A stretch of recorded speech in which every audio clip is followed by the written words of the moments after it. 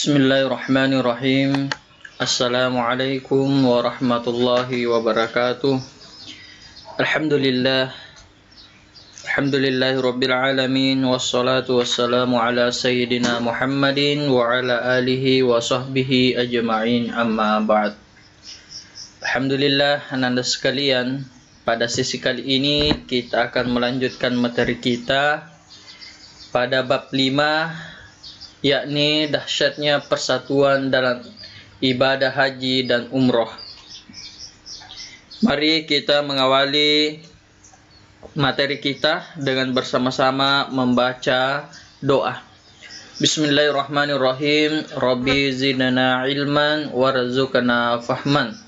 Rabbi syarah li sadri wa yassir li amri wahlul 'uqdatam min lisani yafqahu qawli. Amin ya rabbal alamin. Baik ananda sekalian, mari kita pahami peta konsep berikut yang akan menjadi acuan materi kita pada sesi kali ini. Bahwa dahsyatnya persatuan dalam ibadah haji dan umroh itu dapat kita capai ketika kita mampu memahami ketentuan-ketentuan baik ibadah haji maupun umrah. Di sini sudah ada peta konsepnya. Untuk haji, ananda harus memahami apa pengertian haji, kemudian apa dalil ya sehingga haji itu diwajibkan, kemudian apa syarat yang harus kita penuhi untuk melaksanakan haji, kemudian apa rukun daripada ibadah haji, kemudian apa itu wajib haji dan apa poin-poinnya, kemudian sunnah-sunnah apa yang harus kita laksanakan dalam melaksanakan haji. Ya, kemudian selanjutnya adalah umroh. Apa syaratnya umroh, kemudian rukun umroh ada berapa, dan wajib umroh. Ya, setelah kita pahami itu, maka juga terkait dengan larangan haji dan umroh. Jadi larangan haji itu juga merupakan larangan dari pelaksanaan umroh. Jadi satu saja nanti kita tahu, pahami juga yang satunya otomatis sama dengan larangannya itu. Kemudian apa hikmah dari pelaksanaan haji dan umroh? Tentunya setiap apa yang kita lakukan terdapat banyak hikmah yang akan kita capai. Nah, dengan demikian ada sikap mulia yang ingin kita capai pada sesi kali ini. Yang pertama, ananda dengan mempelajari materi nantinya, ananda sudah mampu menunjukkan ketaatan kepada Allah Subhanahu wa Ta'ala. Minimal kalau kita tidak bisa berhaji atau berumroh, minimal sekali sholat kita perbaiki, ya. Kemudian meningkatkan iman dan meningkatkan keimanan dan ketakwaan. Kemudian menciptakan rasa persatuan dan kesatuan umat Islam. Ya, jangan kita justru saling caci mencaci ya satu sama lain. Kita harus saling menguatkan dengan persatuan dan kesatuan, serta terjalinnya tali silaturahim antar umat Islam. Itulah barangkali akan kita capai pada pertemuan kita kali ini. Selanjutnya, mari kita pahami ya materi renungkanlah. Setiap bulan Syawal sampai Zulhijjah, umat Islam di dunia ini banyak yang melaksanakan rukun Islam yang kelima, yaitu menunaikan ibadah haji ke Baitullah. Menunaikan ibadah haji adalah sesuatu yang amat dirindukan bagi setiap muslim, baik yang belum pernah maupun yang sudah berkali-kali melakukannya.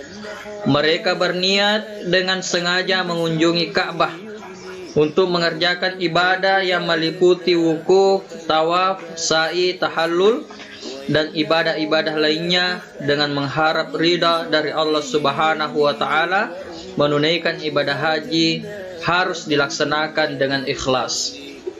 Menunaikan ibadah haji memiliki makna bahwa kegiatan yang dilakukan oleh para jamaah haji merupakan napak tilas dari sejarah masa lalu yang pernah dilakukan keluarga Nabi Ibrahim alaihissalam sebagai simbol perjalanan hidup manusia sampai di alam akhirat.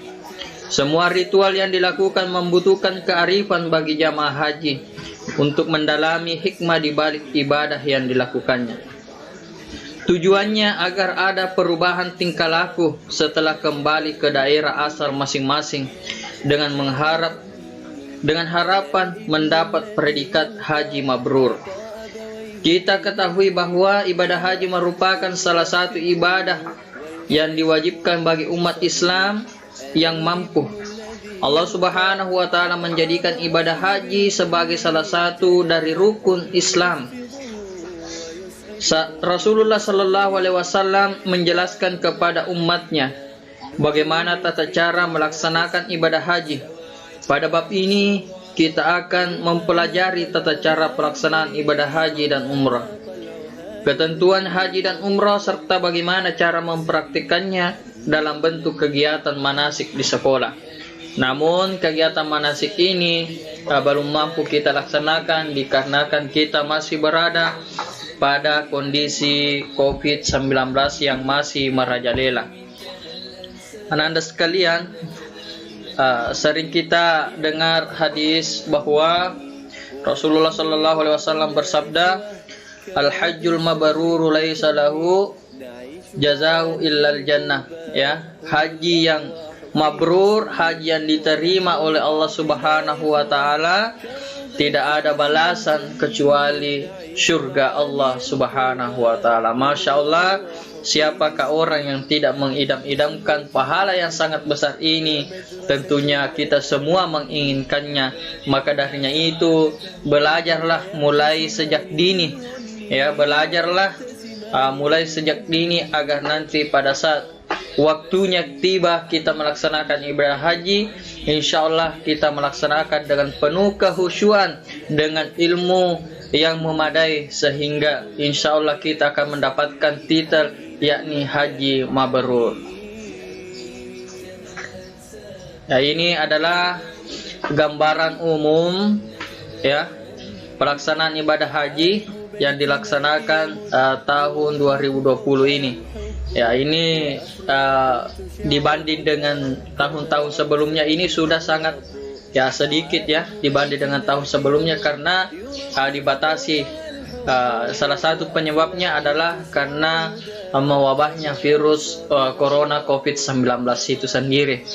Maka darinya itu Allah memperlihatkan kekuasaannya bahwa tidak semua orang ya meskipun memiliki harta, meskipun sudah mampu dari segi jasmani ya, sudah mampu dari segi ilmu pengetahuan, belum tentu mampu melaksanakan ibadah haji. Karena banyak orang sekarang ya sudah banyak hartanya, sudah paham tata cara pelaksanaan ibadah haji, tetapi Allah belum berkehendak. Maka darinya itu tetap kita berusaha semaksimal mungkin ya. Kalaupun tahun ini belum mampu kita melaksanakan ibadah haji, semoga di tahun-tahun yang akan datang insyaallah kita akan diberikan kemampuan oleh Allah Subhanahu wa taala. Amin ya rabbal alamin.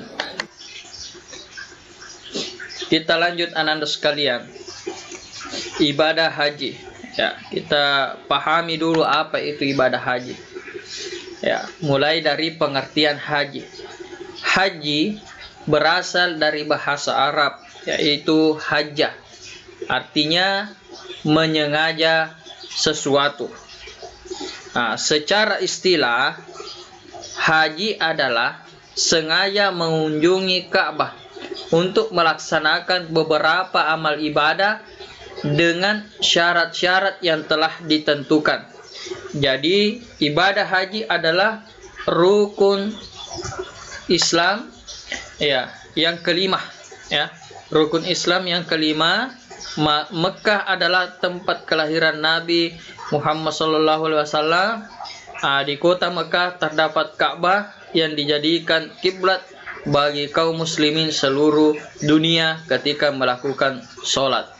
Baik ananda sekalian, jadi dari pengertian ini dapat kita pahami bahwa ibadah haji itu adalah salah satu ibadah, bahkan merupakan ibadah yang tinggi dikarenakan salah satu rukun Islam adalah melaksanakan ibadah haji bagi yang mampu.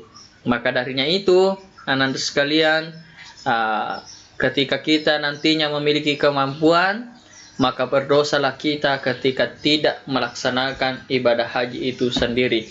Tentunya ibadah haji ada amal ibadah yang harus dilakukan dengan syarat-syarat yang sudah ditentukan. Apa syarat-syaratnya itu? Nanti kita akan lihat ya. Kita lihat pada materi berikutnya. Nah, selanjutnya ada dalil disyariatkannya ibadah haji. Dalam Al-Quran surah Ali Imran, surah ketiga ayat 97, mari kita berlatih membaca Al-Quran. Allah subhanahu wa ta'ala berfirman, A'udzu billahi minasy syaithanir rajim. Bismillahirrahmanirrahim. Fihi ayatum bayyinatum maqamu Ibrahim. وَمَنْ دَخَلَهُ كَانَ آمِنًا وَلِلَّهِ عَلَى النَّاسِ حِجُّ الْبَيْتِ مَنِ اسْتَطَاعَ إِلَيْهِ سَبِيلًا وَمَنْ كَفَرَ فَإِنَّ اللَّهَ غَنِيٌّ عَنِ الْعَالَمِينَ. Di sana terdapat tanda-tanda yang jelas, di antaranya maqam Ibrahim. Barang siapa memasukinya Baitullah, amanlah dia.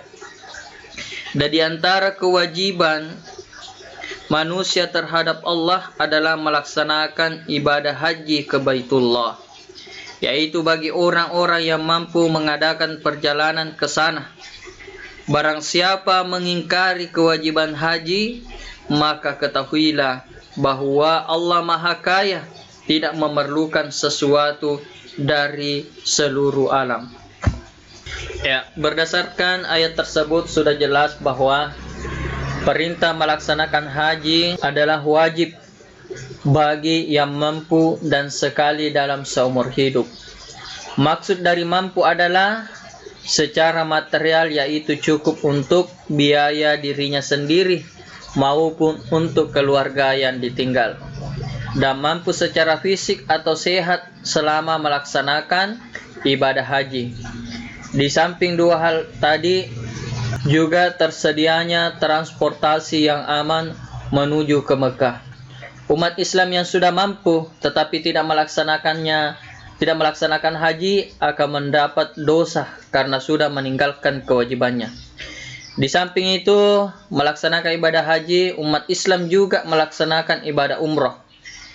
Oleh karena itu, para jamaah haji pada saat di tanah suci melaksanakan ibadah haji dan umroh, ada tata cara melaksanakan ibadah haji, yaitu ada 3 macam.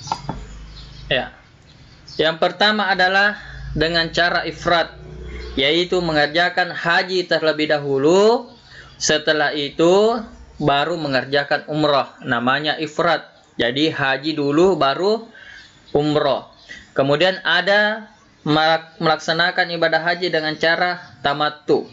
Ya, tamattu itu adalah mengerjakan umroh terlebih dahulu, sesudah itu baru mengerjakan haji. Jadi kebalikannya. Kalau ifrad tadi, haji dulu baru umroh. Kemudian tamattu adalah umroh dulu baru haji. Sementara yang ketiga adalah qiran. Qiran itu adalah mengerjakan haji dan umroh bersama-sama. Jadi 3 tata cara pelaksanaan haji. Ifrad itu haji dulu baru umroh. Kemudian tamattu umroh dulu baru haji, sementara qiran bersama antara haji dengan umroh. Selanjutnya adalah syarat wajib haji. Kita tahu bahwa dalam melaksanakan ibadah haji ada beberapa syarat wajib bagi calon jamaah haji yang harus dipenuhi. Syarat-syarat itu harus kita penuhi, karena kalau tidak mampu kita penuhi maka kita belum dikategorikan wajib melaksanakan ibadah haji itu.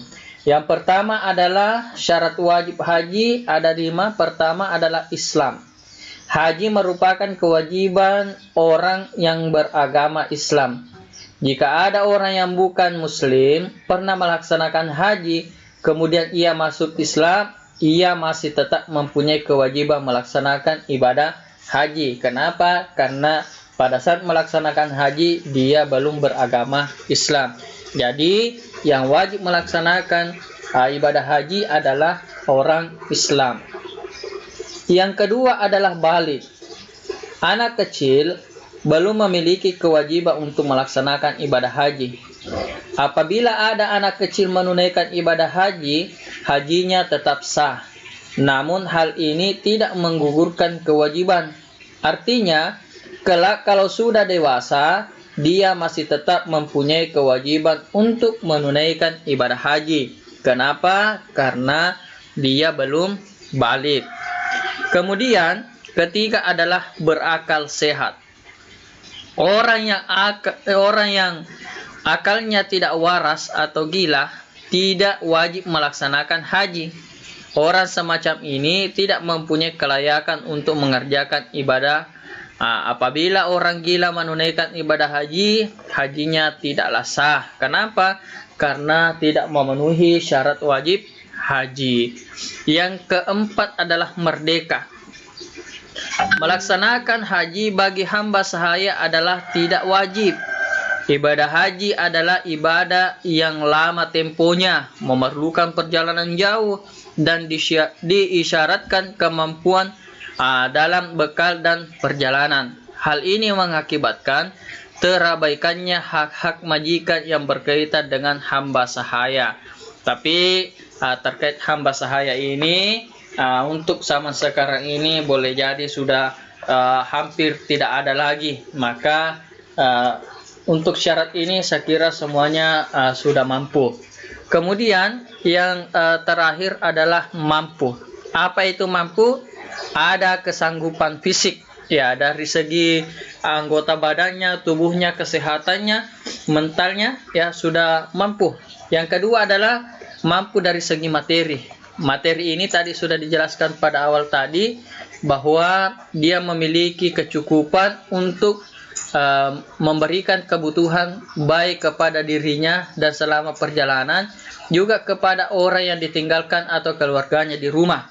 Jangan sampai ia melaksanakan ibadah haji ternyata keluarga yang ditinggalkannya itu melarat, berarti kalau seperti itu tidak mampu.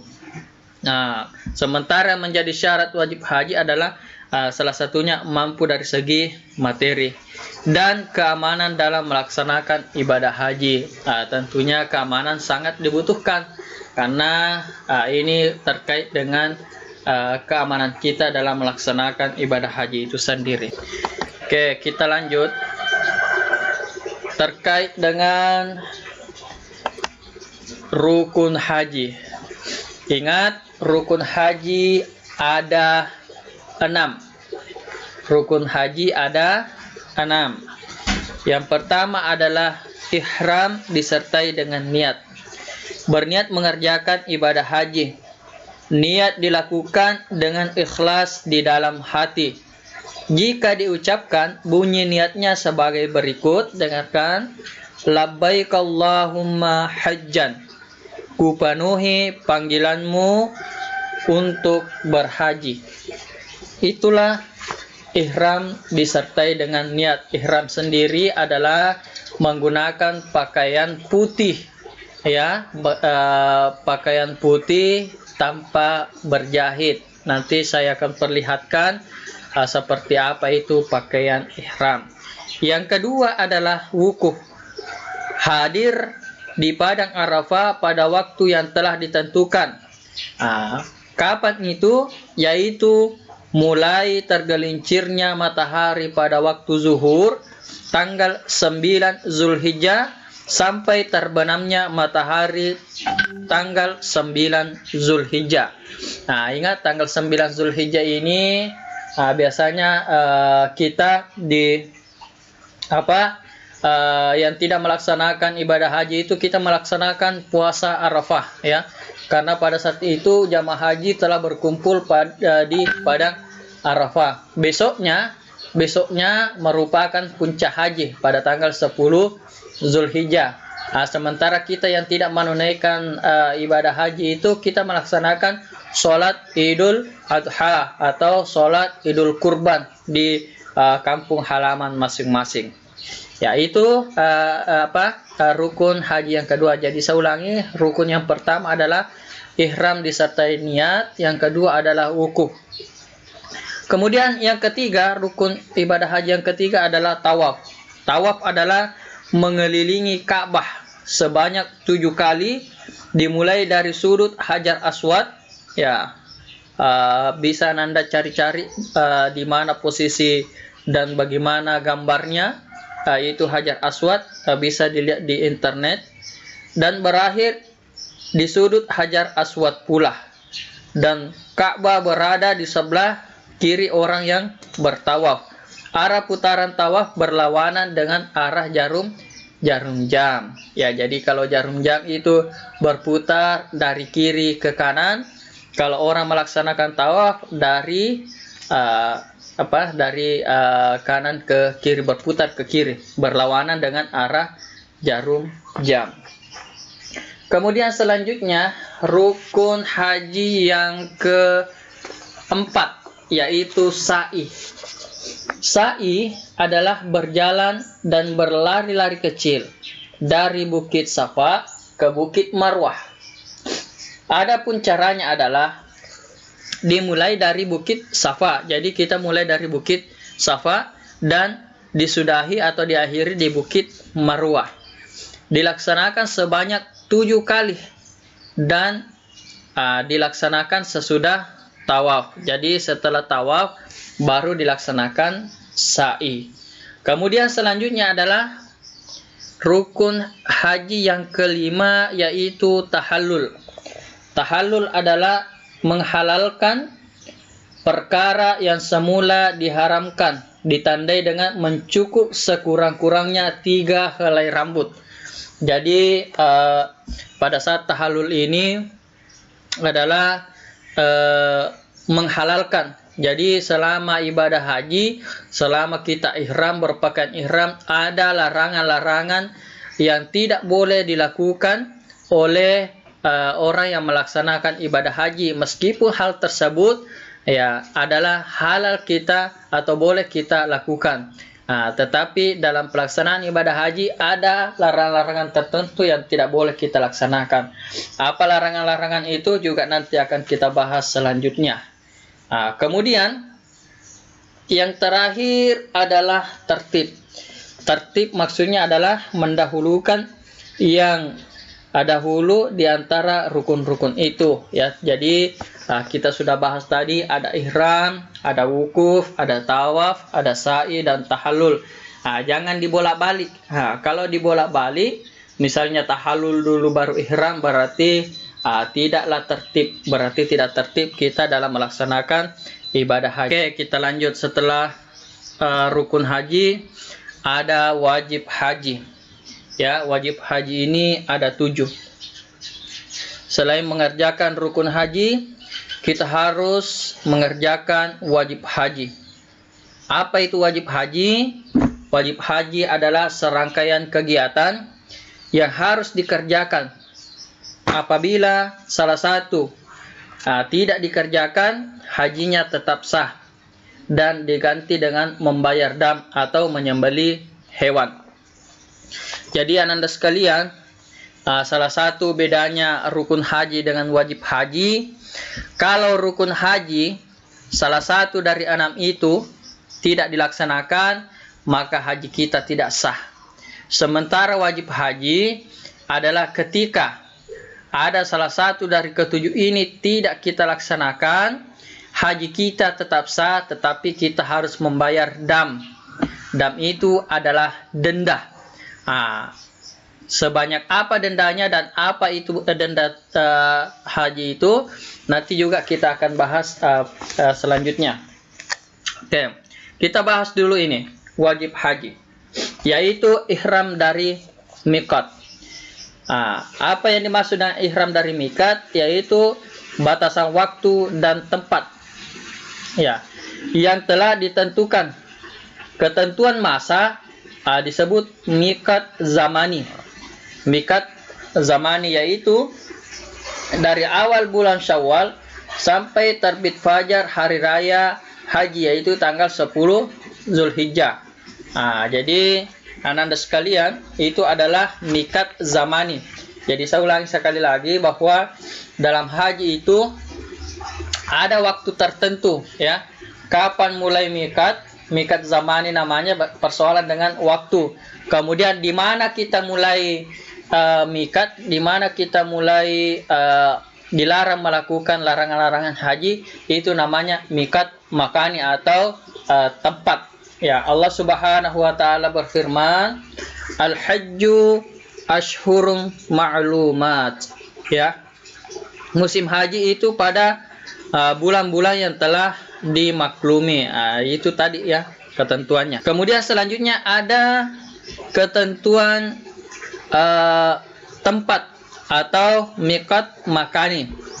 Mekah adalah miqat atau tempat ihram orang yang tinggal di Mekah. Sementara Zulhulaifah adalah miqat tempat ihram orang yang datang dari arah Madinah dan negeri-negeri yang sejajar dengan Madinah. Kemudian Juhfah. Juhfah adalah miqat atau tempat ihram orang yang datang dari arah Syam, Mesir, Maghribi, dan negeri-negeri yang sejajar dengan negeri tersebut. Kemudian Yalamlam adalah miqat tempat ihram orang yang datang dari arah Yaman, India, Indonesia, dan negeri-negeri yang datang dari arah negeri tersebut. Jadi ingat, miqat untuk orang Indonesia, ya, itu dari arah Yalamlam. Ya, kemudian ada Qarnul Manzil, adalah miqat atau tempat ihram orang yang berasal atau datang dari arah Najdil, Yaman, Najdil Hijaz, dan negeri-negeri yang datang dari arah negeri tersebut. Kemudian Zatu Irkin adalah miqat tempat ihram orang yang datang dari Irak dan negeri yang datang dari arah negeri tersebut. Kemudian bagi penduduk negeri-negeri yang ada di Mekah, jadi ada penduduk negeri-negeri yang ada di Mekah, dan miqat-miqatnya tersebut adalah miqat tempat ihramnya dari negeri masing-masing mereka tinggal. Maksudnya ketika ada orang Indonesia yang tinggal di Mekah, maka dia harus miqat mulai dari Yalamlam, ya, sesuai dengan miqatnya. Itulah terkait dengan ihram dari miqat atau berpakaian putih, ya, mulai dari miqat masing-masing. Saya ulangi sekali lagi, ihram miqatnya orang Indonesia adalah di Yalamlam. Kemudian selanjutnya adalah bermalam di Musdalifah. Berhenti di Musdalifah sesudah tengah malam, di malam hari raya haji, sesudah hadir di padang Arafah. Jadi gambarannya anak-anak sekalian, setelah waktu zuhur itu tanggal 9 Zulhijjah semuanya berkumpul di padang Arafah. Setelah sampai maghrib, setelah itu menuju ke Mekah. Disinilah bermalam di Musdalifah di malam hari raya Idul Adha kalau kita di Indonesia, ya. Kemudian selanjutnya adalah melontar jumrah Aqabah pada hari raya haji. Jadi melontar jumrah Aqabah pada hari raya haji. Nanti juga saya akan perlihatkan gambarnya ini. Kemudian melontar 3 jumrah. 3 jumrah itu adalah jumrah ula, jumrah wusta, dan jumrah aqabah pada tanggal 11, 12, 13 bulan haji atau Zulhijjah. Jadi kalau di Indonesia ini tanggal 11, 12, dan 13 itu merupakan hari-hari tasyrik. Ya, hari-hari tasyrik adalah hari di mana umat Islam masih disunahkan untuk melakukan kurban, dan hari tasyrik itu haram hukumnya untuk berpuasa. Ya. Kemudian melontar jumrah dengan 7 batu kerikil. Jadi kita mencari 7 batu kerikil dan dilemparkan satu per satu. Menertibkan jumrah dimulai dengan jumrah ula, namanya juga ula, itu yang pertama, jumrah wusta yang tengah, dan jumrah aqabah atau jumrah terakhir. Alat untuk melontar jumrah adalah batu kerikil, ya. Ingat, alat untuk melontar jumrah itu adalah batu kerikil. Setelah itu, wajib haji berikutnya adalah bermalam di Mina. Nah, setelah bermalam di Mina, selanjutnya adalah tawaf wada. Tawaf wada adalah tawaf yang dilaksanakan sewaktu akan meninggalkan Mekah. Kadang juga orang memberikan istilah tawaf wada itu adalah tawaf perpisahan, tawaf terakhir, ya. Kemudian tidak melakukan perbuatan yang dilarang atau yang diharamkan pada saat pelaksanaan ibadah haji itu. Inilah wajib haji yang Ananda harus pahami, ada 7. Ya, jadi pelajari sedikit demi sedikit, semoga Ananda bisa memahami dengan baik. Selanjutnya tentang sunnah haji. Sunnah haji ya ada 5. Apa itu sunnah haji? Adalah serangkaian kegiatan yang apabila dilakukan akan mendapatkan pahala, dan apabila tidak dikerjakan tidak mendapatkan dosa, tetapi rugi. Ya, namanya sunnah itu kalau dikerjakan kita beruntung, kita mendapatkan pahala, tapi kalau kita tinggalkan tidak berdosa, tetapi rugi. Kenapa? Karena ada sesuatu yang ingin diberikan kepada kita, sebuah kemuliaan, akan tetapi kita tidak mengambilnya, maka dianggap rugi. Nah, apa sunnah haji? Ya, yang pertama adalah membaca talbiyah selama ihram sampai melontar jumrah aqabah pada hari raya Idul Adha.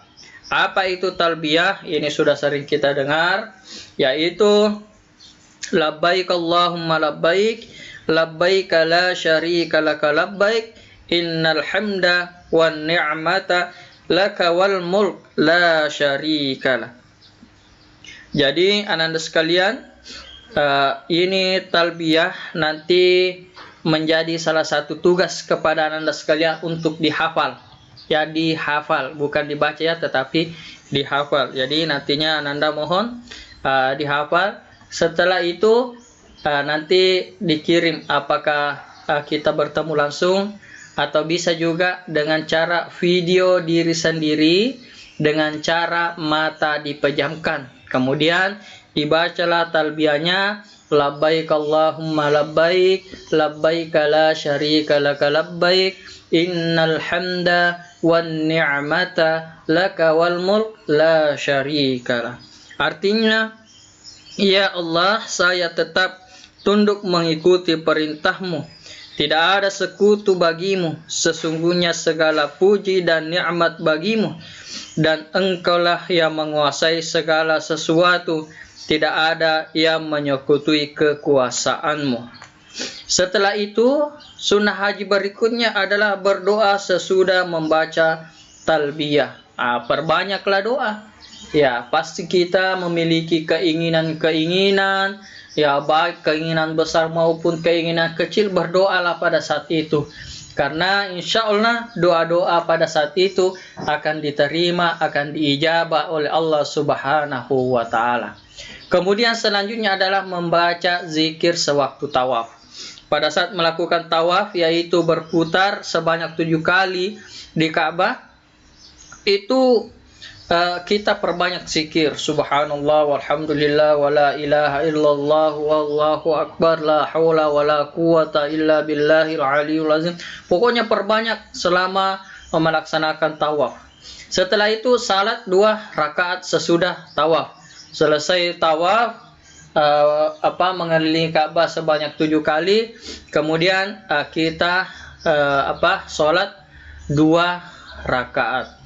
Dan yang terakhir, sunnah yang terakhir adalah masuk ke Ka'bah. Tapi tentu ini sangat sulit untuk masuk ke sana, sehingga tidak perlu dipaksakan ketika memang kita tidak mampu, ya.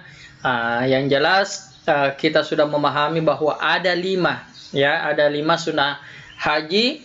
Boleh saja kita bersama-sama haji, bersamaan pergi, tinggal di hotel bersama melaksanakan ibadah haji, tetapi ada yang melaksanakan sunnah, ada juga yang tidak. Tentu disitulah akan terjadi perbedaan pahala yang akan diterima dari Allah Subhanahu wa Ta'ala.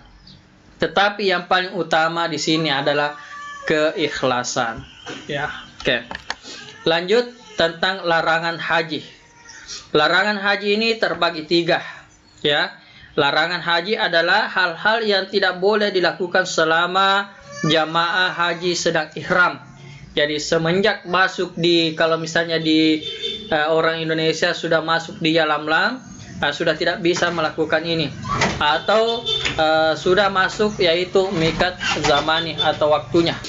Yang pertama, larangan haji bagi laki-laki, yaitu memakai pakaian yang berjahit, baik jahitan biasa, sulaman, atau diikatkan kedua ujungnya. Ini tidak boleh dilakukan oleh laki-laki, ya. Tidak boleh memakai pakaian berjahit. Yang kedua adalah menutup kepala, pakai songkok atau topi, ya, tidak boleh. Kemudian selanjutnya adalah larangan bagi perempuan, yaitu menutup muka atau pakai cadar, kecuali ada hal-hal tertentu. Yang kedua adalah kedua telapak tangan, ya, jadi tidak boleh memakai kaos tangan selama melaksanakan ibadah haji. Kemudian larangan bagi laki-laki dan perempuan. Yang pertama adalah memakai wangi-wangian, ya, tidak boleh pakai parfum. Yang kedua, menghilangkan rambut atau bulu badan yang lain, ya, atau memotong kuku, tidak boleh. Mengakadkan nikah atau menikahkan atau dinikahkan atau menjadi wali nikah, tidak boleh. Tidak boleh selama pelaksanaan ibadah haji. Kemudian bersetubuh bagi suami istri, ya, meskipun istri kita, suami kita, tidak boleh juga selama pelaksanaan haji itu selama ihram. Kemudian berburu dan membunuh binatang darat yang liar dan halal dimakan, itu juga tidak boleh. Ya, selanjutnya adalah dam haji atau denda yang melanggar larangan haji. Yang pertama, tidak mengerjakan ifrat, yaitu dikerjakan, ya. Ifrat adalah yang dikerjakan adalah haji tamatu dan qiran. Jadi tadi sudah kita bahas, ada yang namanya ifrat, ada tamatu dan qiran. Namun seorang yang melaksanakan ibadah haji tidak melaksanakan ifrat, maka dia harus membayar dam atau denda, yaitu menyembelih 1 ekor kambing. Jika tidak mampu menyembelih ekor kambing, maka dia berpuasa 10 hari, 3 hari di Mekah dan 7 hari di negeri asalnya. Itu adalah jenis pelanggaran dan ketentuan denda yang harus dia bayar. Selanjutnya adalah melakukan salah satu dari beberapa larangan, misalnya mencukur rambut, atau memotong kuku, atau memakai pakaian yang dijahit, atau memakai wangi-wangian atau parfum, atau bersetubuh sesudah tahallul pertama. Maka dia harus membayar dam, yaitu boleh memilih apakah menyembelih seekor kambing, atau puasa 3 hari, atau memberi makan 6 orang miskin. Jadi boleh salah satu di sini, salah satunya saja. Jadi ketika melakukan pelanggaran ini, maka dia harus membayar dam seperti ini dengan ketentuannya ini. Yang ketiga, berhubungan suami istri sebelum tahallul pertama atau larangan yang dapat membatalkan haji. Ini dapat membatalkan haji karena tahallul itu adalah salah satu rukun haji. Maka dia harus menyembelih seekor unta. Kalau tidak mampu, seekor sapi. Kalau tidak mampu juga 7 ekor kambing. Pelaksanaan penyembelihan dam ini harus dilaksanakan di Mekah. Kemudian selanjutnya adalah berburu dan membunuh binatang. Kalau ada yang berburu atau membunuh binatang liar, maka dia harus menyembelih binatang berupa unta, sapi atau kambing yang sebanding dengan binatang yang dibunuh. Itu adalah dendanya. Kemudian terlambat datang, maka dia harus bertahallul atau mencukur rambut dan menyembelih seekor kambing. Itulah ketentuan larangan-larangan dan dam atau denda yang harus dibayarkan. Oke, kita lanjut kepada umroh. Apa itu umroh? Umroh secara bahasa berarti berkunjung. Berkunjung. Secara istilah, umroh adalah berkunjung ke Ka'bah dengan melaksanakan tawaf dan sa'i dalam waktu yang tidak ditentukan. Inilah salah satu perbedaan dari haji dengan umroh. Kalau haji itu ditentukan waktunya. Ada melaksanakan wukuf di padang Arafah, sementara kalau umrah tidak ada waktu. Kita bebas, apakah kita mau melaksanakan di bulan Muharram, Safar, Rabiul Awal, Rabiul Akhir, Jumadil Awal, Jumadil Akhir, Rajab, Sya'ban, Ramadan, Zulqa'dah. Kalau haji itu harus dilaksanakan pada bulan Zulhijjah. Hukum melaksanakan ibadah umrah ini adalah fardu ain atas umat Islam sekali dalam seumur hidupnya. Jadi orang yang mampu umrah disebut juga haji kecil. Kenapa? Karena semua ketentuan umrah sama dengan haji. Tetapi pelaksanaan umrah lebih sederhana daripada haji. Allah Subhanahu wa taala berfirman di dalam Al-Quran surah Al-Baqarah ayat 196. A'udzu billahi minasyaitonir rajim. Wa atimmul hajja wal umrata lillah. Dan sempurnakanlah ibadah haji dan umrah lillah, karena Allah Subhanahu wa taala. Selanjutnya kita masuk kepada syarat wajib umrah. Jadi syarat wajib umrah ini masih sama dengan haji, tidak perlu saya bahas lagi. Kemudian rukun umrah. Kalau rukun haji tadi ada 6, maka rukun umrah ini hanya ada 5. Apa yang tidak ada? Yaitu wukuf. Yaitu wukuf. Yang lainnya sama dengan haji. Dan saya tidak perlu bahas lagi karena sudah saya bahas tadi. Kemudian selanjutnya wajib umroh. Wajib umroh atau ihram dari mikatnya. Ini sudah saya bahas tadi tentang mikat. Ada namanya mikat zamani, yaitu batasan waktu. Kemudian ada namanya mikat makani, yaitu batasan tempat. Dan ini juga saya sudah bahas. Dan segala larangan umroh yang sama dengan haji. Apa yang dilarang di haji itu juga dilarang pada saat umroh. Dan ketika melanggar aturan atau larangan haji, maka dia harus membayar dam seperti dengan dam pada saat haji itu sendiri. Jadi saya anggap ini sudah selesai. Kita lanjut kepada hikmah haji dan umroh. Apa hikmahnya? Yang pertama adalah manfaat bagi individu yang menunaikan ibadah haji, yaitu menghapus semua dosa kecil dan menyucikan diri dari perbuatan maksiat. Yang kedua, diampuni segala dosa karena Allah Subhanahu wa taala Maha Pengampun Maha Pemurah dan Maha Penyayang, kecuali yang berkaitan dengan hak-hak sesama manusia harus diselesaikan terlebih dahulu. Yang ketiga adalah menyucikan jiwa seseorang dan berbaik sangka kepada Allah Subhanahu wa taala. Yang keempat, meningkatkan keimanan seseorang dengan menepati janji kepada Allah Subhanahu wa taala dengan kerinduan akan Baitullah. Yang kelima, mengingatkan akan perjuangan Rasulullah sallallahu alaihi wasallam yang telah menyinari dunia dengan amal soleh. Yang keenam, berlatih sifat sabar dan disiplin serta mendorong untuk berkurban, lebih mengutamakan kepentingan orang lain di atas kepentingan dirinya sendiri. Yang ketujuh adalah mensyukuri nikmat yang telah diberikannya, yaitu nikmat sehat dan nikmat harta yang telah diterimanya.